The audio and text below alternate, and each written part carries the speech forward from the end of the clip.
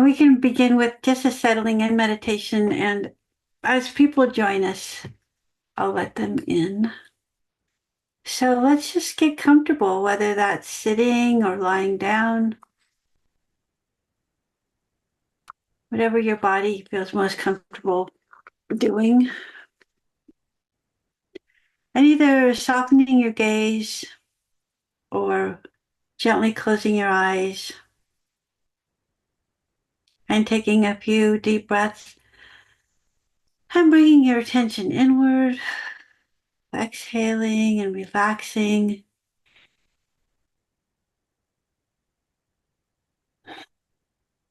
Just letting go of the day, letting the day roll off your shoulders, and just being here in this group. So as your thoughts of the day begin to enter your mind, we can just acknowledge them, just noticing the thought and coming back to the breath,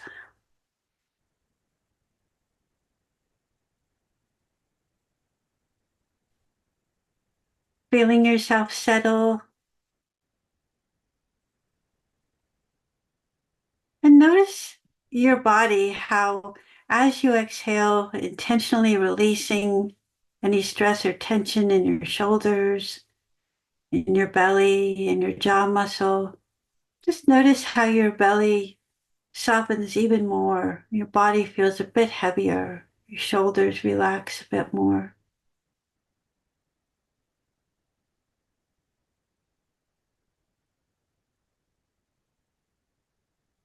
And we're taking this time for ourselves. This is our time. Just stepping away from the world into a bit of silence for yourself, stillness for yourself. And you might want to thank yourself for giving this time to relax. Coming back to the group, our little Sangha here, where we support each other, feel connection.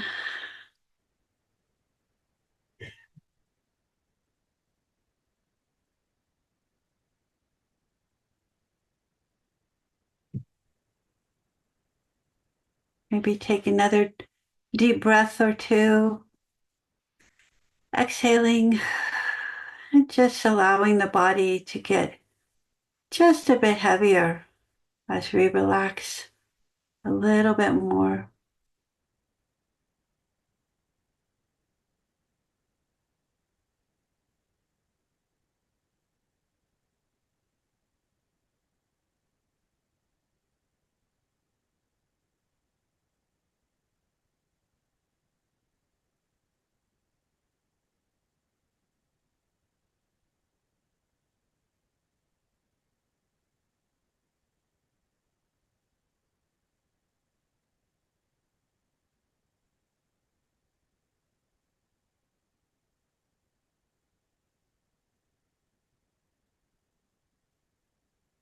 It's important to take a few minutes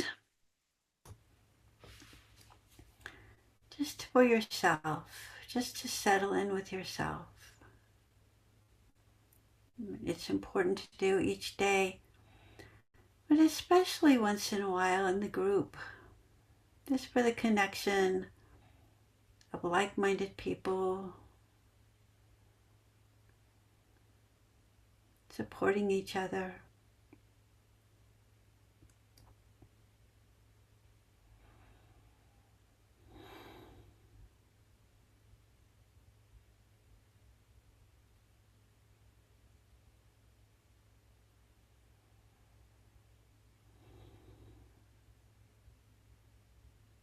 And as you notice your body begin to relax and settle from the busy day, just be aware and conscious of where you're sitting, how you're being held, feeling supported.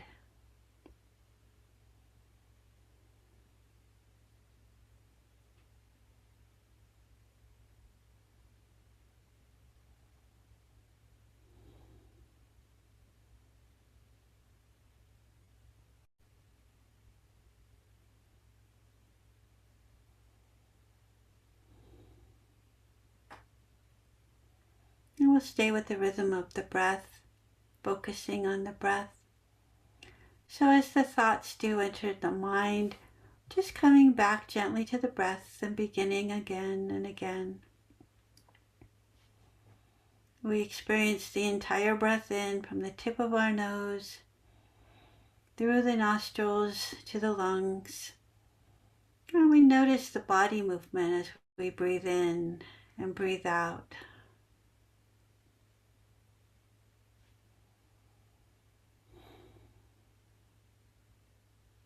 We notice the different temperatures of the air as we breathe in and breathe out.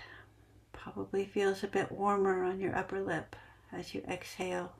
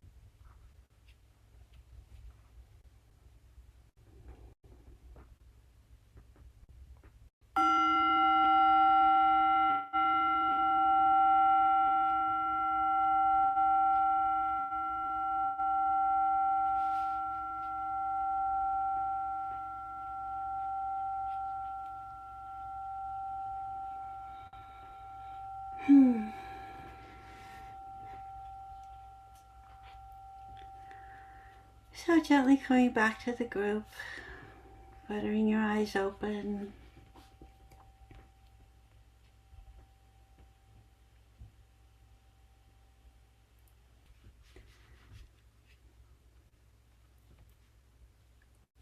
All right. Well, I'm so glad to see you all. Thank you for showing up tonight. The last couple of weeks we've been going over the Eightfold Path. We had Walt Obi here 3 weeks ago, and he was talking about the Four Noble Truths, and the fourth noble truth being to follow the Eightfold Path. So, as we know, the first noble truth is that we suffer. It's part of our being human, not always getting what we want. And the second noble truth is that we can name what's causing it. We can identify the problem, what's causing the suffering. The third noble truth is we know that there is a way out of suffering. And the fourth noble truth is the way out of suffering is the Eightfold Path. So just to give a quick recap, the Eightfold Path is actually taught in three different paths of awakening. There's the wisdom path, which is right view and right thought. There's the ethical path, which is right speech, right action, and right livelihood. And then there is the mental discipline path, which is mindfulness and concentration. So when we're talking about right view for the wisdom path, we're talking about looking at things clearly and seeing the truth, not seeing what our mind is telling us, seeing the real truth of what's happening, um, and trying to see things from all sides, trying not to make up our mind about something, trying to see everybody's point and know that what they're seeing is real to them, even though you may not see it or may not agree. So we take that all into consideration to find the truth. And right thought, we really want to be aware of our habit loops, whether we're not taking care of ourselves physically, whether we have a habit of reacting quickly without giving thought to things. So we really want to take those pauses. We really want to take those pauses and look at, how am I thinking? Am I being realistic? Am I being honest? Am I looking at the truth? Can I respond in a kind way rather than react? So the biggest part of gaining this wisdom is to practice the ethical path. And we're going to start tonight with right speech or wise speech, depending on which school of thought you come from. But right speech would be wise speech, right? We want to be wise, speak clearly, and say what we're really thinking. So in addition to being one of the 5 precepts, right speech is also one of the components of the Eightfold Path. As we're moving into this ethical path of right speech and right action and right livelihood, we really want to teach ourselves to practice this on a daily lesson every time we remember to. And that's always the hardest part for me is, oh yeah, I want to remember to do my right speech today. And then I'll go off on some tangent, not making sense. And then I'll come back to myself and go, oh yeah, I want to practice that wise speech today. So it really is teaching ourselves these new habits so we can create healthy habit loops rather than unhealthy ones or wholesome ones, as the Buddha said. So as we start with this ethical path of right speech, we want to remind ourselves that it's a mindful practice, the mindful practice of right speech. And by undertaking that practice, we commit to a greater awareness of not only our speech, but of our body, our mind, and our emotions. And this mindfulness really makes it possible to recognize what we're about to say before we say it. And this offers us that freedom to choose when to speak and what to say and how we want to say it. So the easiest way for me is to practice speaking from my heart in order to develop that wisdom in my speech. So we learn to restrain our speech when we get angry or hostile or confused. And after a while, we start to train the heart to more frequently incline toward those wholesome states, such as love and kindness and empathy. And from those heart states, right speech naturally arises. And I think the old adage of, if you don't have anything kind to say, don't say anything at all, is really a wonderful guideline for learning to practice and mindfully practice the right speech. And because right speech figures so prominently in the teachings of the Buddha, we know that what we might call right listening is a big complement to right speech. It's also really important if we want to use right view and hear things from all sides. Right listening is a big part, probably the most important part of communication. I have a quote here from Rebecca Sharif from her book, The Zen of Listening, which is a great book, by the way. Listening is one of our greatest personal natural resources, yet it is by far one of the most undeveloped abilities. And I have to agree with her with that. Right speech is the application of mindful attention to the way we communicate, that we really apply our mindfulness to this, our mindful attention to our speech. And it's important to integrate all forms of mindfulness practice equally. Right speech is among the most important because of the power that our words hold. So, I mean, we all have memories of being a child and somebody we love or respect has said something hurtful to us out of their anger.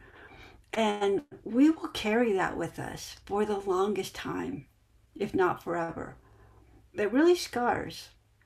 So words can be really powerful. And reminding ourselves of that is so important in learning to become more happy. If we want to be happy inside, we really need to offer that outwardly. And our speech is a big part of that. Joseph Goldstein says, our speech conditions our relationships. Our speech conditions our mind. Our speech conditions karmic results as they unfold in the future. And that is so spot on to what words can do. The power of words. Power of words can cause great harm or great good. And I think we're all preferring to create some goodness rather than harm in this world. So I try to be really aware of that. And one of the most basic aspects of right speech is truthfulness. We want to be truthful, but we don't want to be harmful. So again, this is where you would say, if you don't have anything kind to say, don't say anything at all. Because you can see the truth of something, but if you were to say something harmful to let someone else know what your truth is, that wouldn't help anybody. It wouldn't really cause anything good to happen.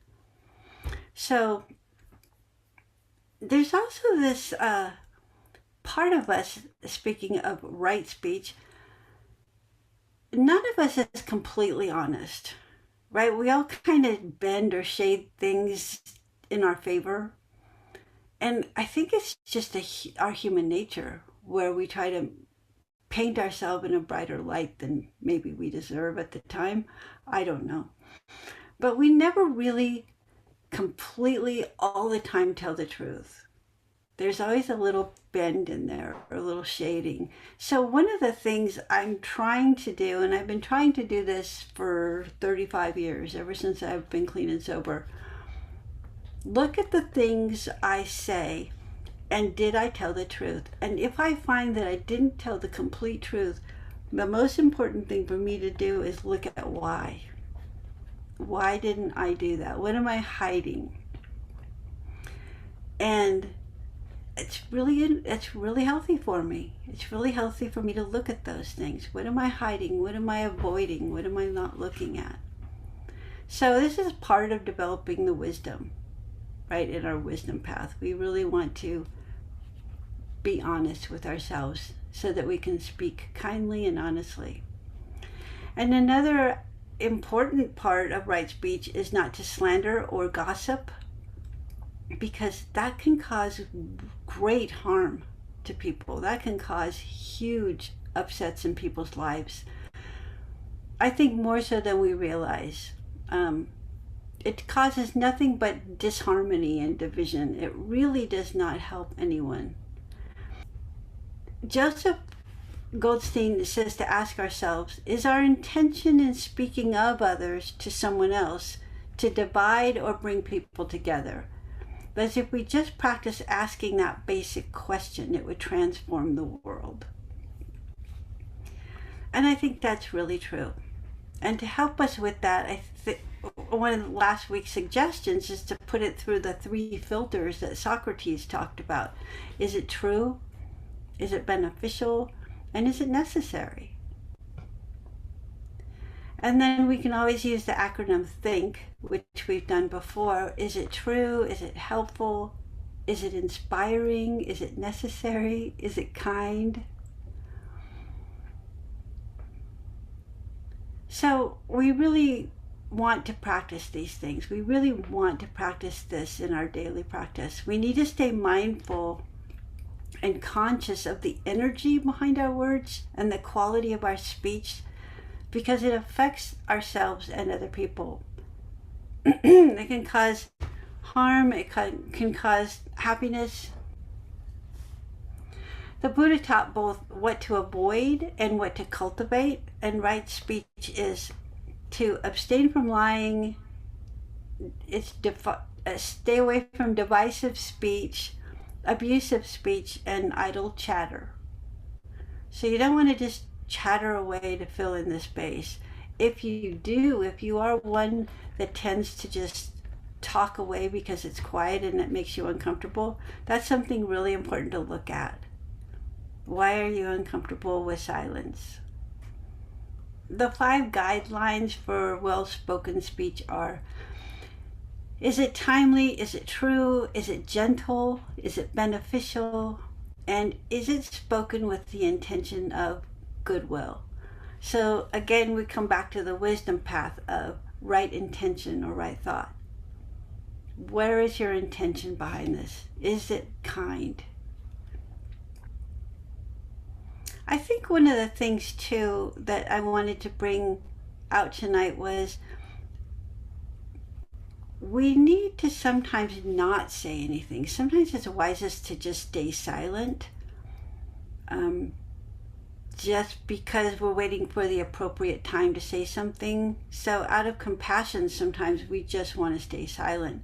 It can be the kinder thing to do. Unless you're witnessing an injustice or something, and then we want to step up and take care of what's right. So practicing this mindfulness of speech, we're becoming really aware of how our mind works. And we can really dig in there. We can really start seeing asking ourselves, where does this come from? Why did this pop in my mind? Why am I talking to myself this way? I've said before, if I talk to my friends the way I talk to myself, I wouldn't have any friends. And that's something important to look at. Why do we do that? Why do we have those voices that say negative things about ourselves?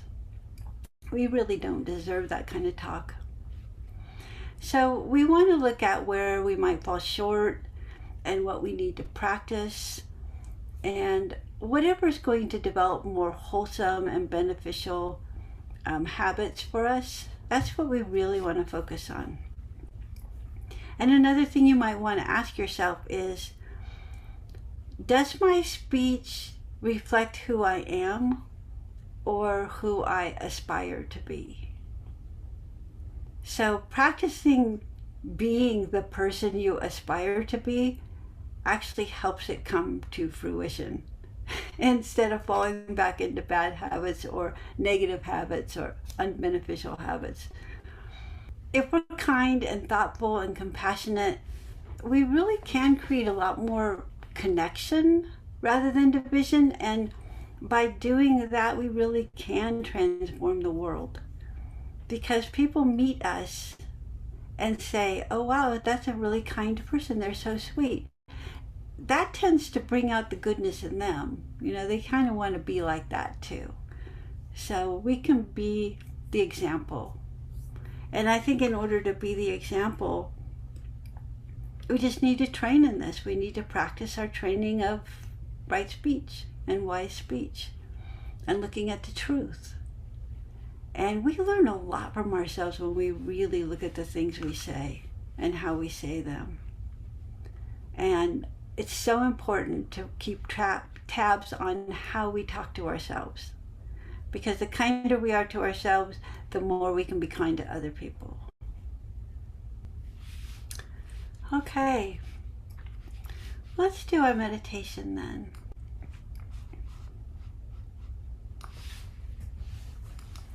So again, getting comfortable, whether that's lying down or sitting up. If you are lying down, it's really easy to fall asleep if you're tired. And if you do feel like you're going to fall asleep, you can just gently open your eyes and soften your gaze. It helps keep us awake. So, settling in, taking a few deep breaths, and gently closing your eyes or softening your gaze.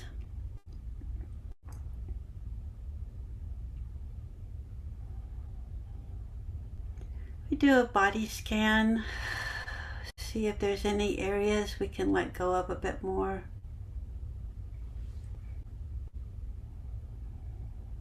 Letting the shoulders drop, loosening your jaw muscle.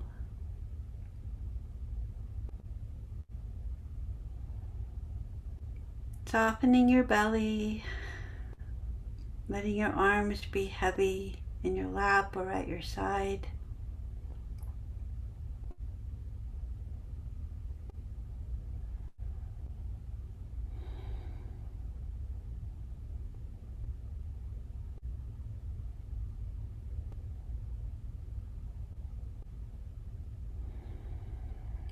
Take another couple of deep breaths, and as you exhale, just let go of everything in your body. Just allow your body completely feel heavy, very, very relaxed.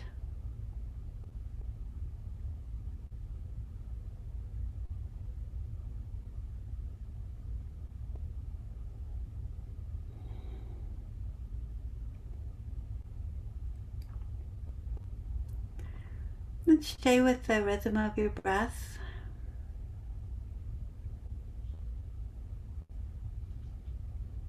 And natural breathing. Our body has movement as our lungs and belly expand and contract. Our shoulders may rise up and down.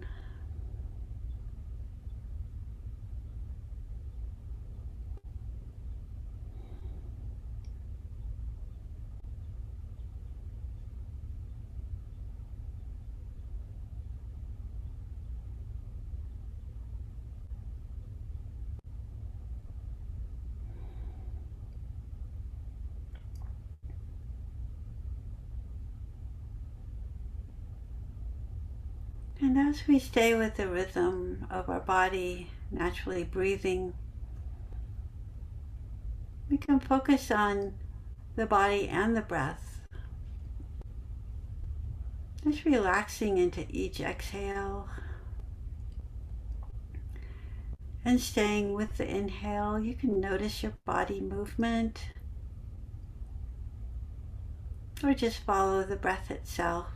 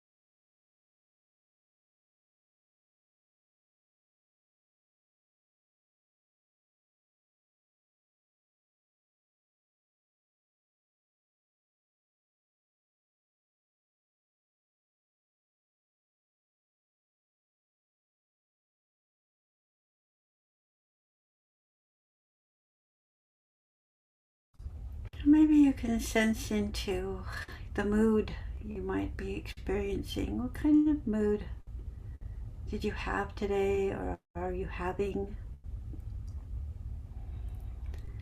And just maybe think of a time during the day when you were having a difficult time. How did you find yourself speaking to yourself or others? And without judgment, now if you notice or recall any of the times that were difficult, we don't want to criticize or judge any of our thoughts or actions, but we do want to look at them and learn. If you're not happy with something that you said or thought, how else could you have approached it? What are the other options you could have done?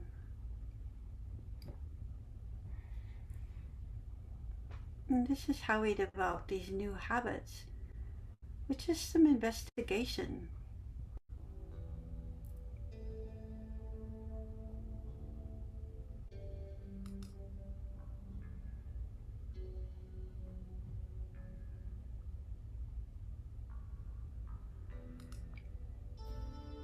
Sometimes, if we're having a rough day or our body is in pain, let's just say you're tired of hurting for some reason, chronic pain. How do you speak to yourself with that? How do you care for yourself? Can you give yourself a bit more love and attention, a little more compassion?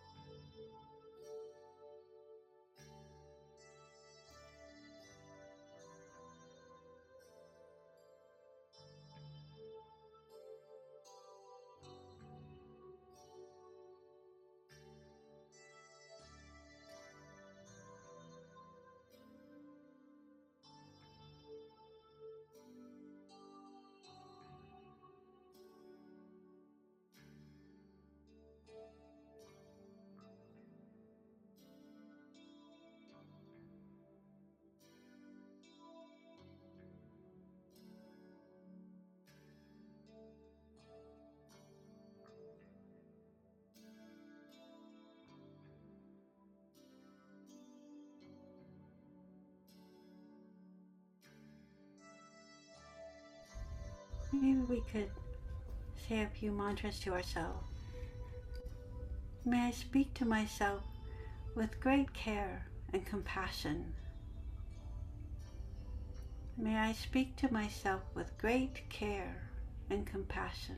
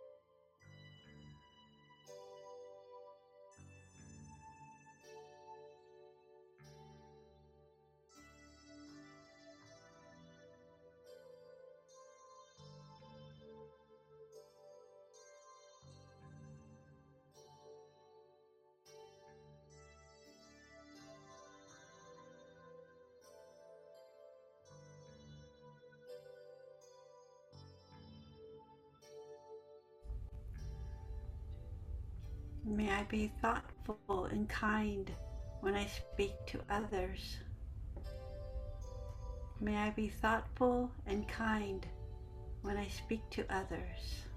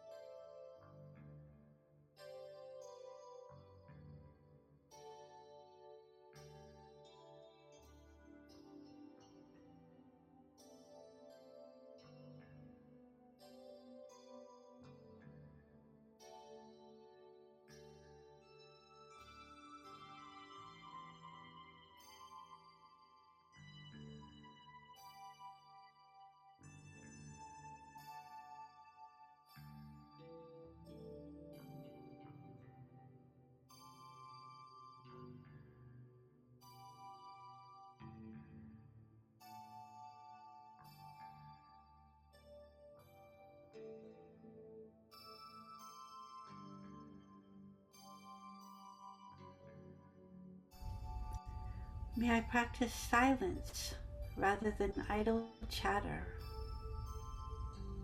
May I practice silence rather than idle chatter.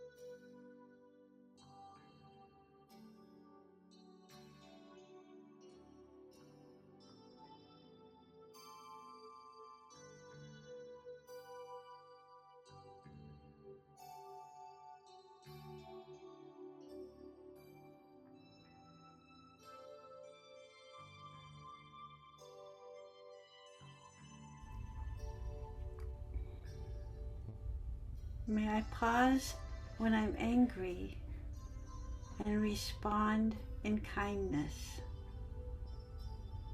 May I pause when I'm angry and respond in kindness.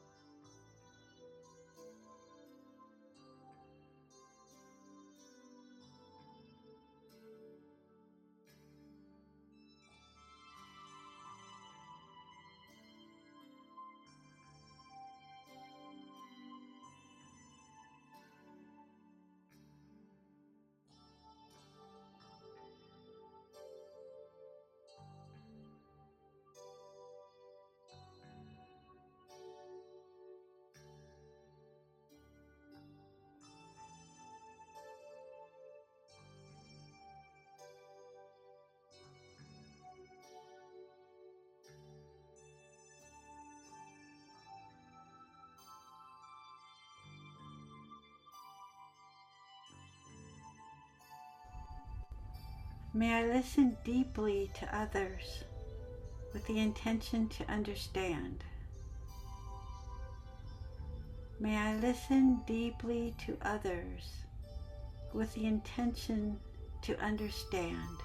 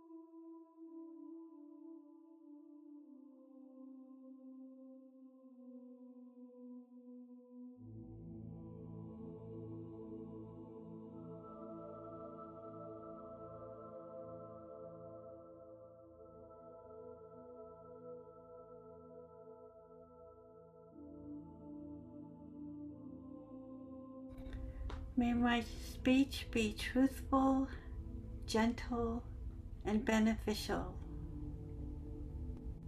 May my speech be truthful, gentle, and beneficial.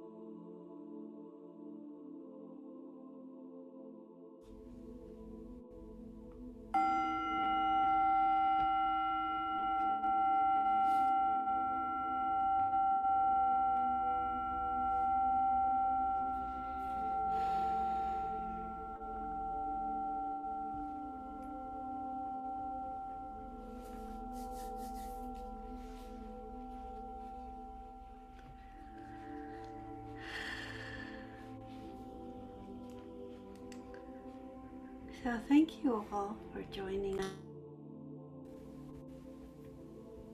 Hopefully we can catch ourselves when we are angry or having negative thoughts. And rather than get upset with ourselves, we can just look at where that comes from and how can I shift that into something more positive.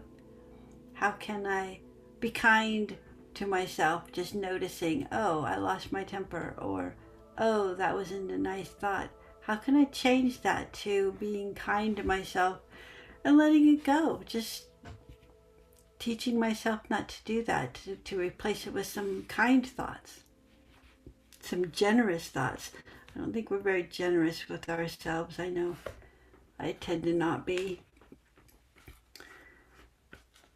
So